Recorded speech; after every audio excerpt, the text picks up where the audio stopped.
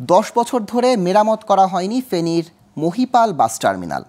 ফলে টার্মিনালের ভেতরের রাস্তায় তৈরি হয়েছে ছোট বড় হাজারো গর্ত, আর টার্মিনালটি ব্যবহার করা হচ্ছে আবর্জনার ভাগার হিসেবে।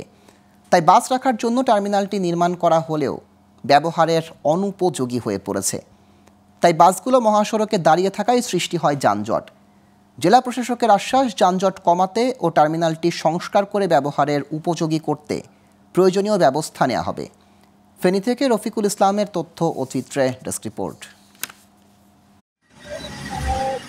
এটি ফেনীর মহিপাল বাস টার্মিনাল। ৮০ দশকের দিকে মৎস্য বিভাগের প্রায় ১৫০ শতক জমিতে সড়ক ও জনপথ বিভাগের বাস টার্মিনাল তৈরির অনুমতি দেওয়া হয়। এরপর টার্মিনালটির তদারকি পায় ফেনী পৌরসভা। প্রতি বছর ইজারা দিয়ে রাজস্বও আদায় করছে তারা, অথচ ২০ বছর ধরে সংস্কার করা হয়নি। খানাখন্দ, আবর্জনা ও কাদা পানিতে তলিয়ে আছে টার্মিনালটি।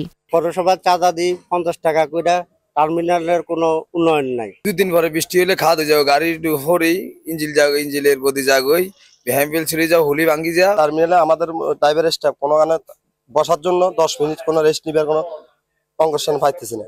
আমরা চাইতে সরকারের কাছে এই কাজটা দ্রুতভাবে আমাদেরকে যে কোনো পরিস্থিতি করে দিই।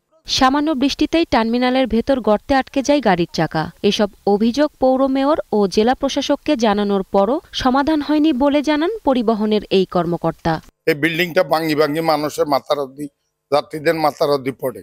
কোন দিন কোন লোকটা মারা যায় তো পরিবহনের শ্রমিক নেতা মালিকেরা এদেরকে মেরে ফেলছে। সরকারের কাছে আবেদন, আমাদের এই টার্মিনালটা যেন একটু সংস্কার করার জন্য আবেদন করি।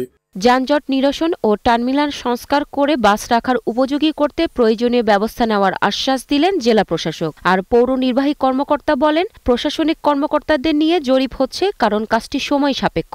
আমি পৌর কর্তৃপক্ষের সাথে তথা প্রশাসক ফেনী পৌরসভার সাথে আলাপ করেছি।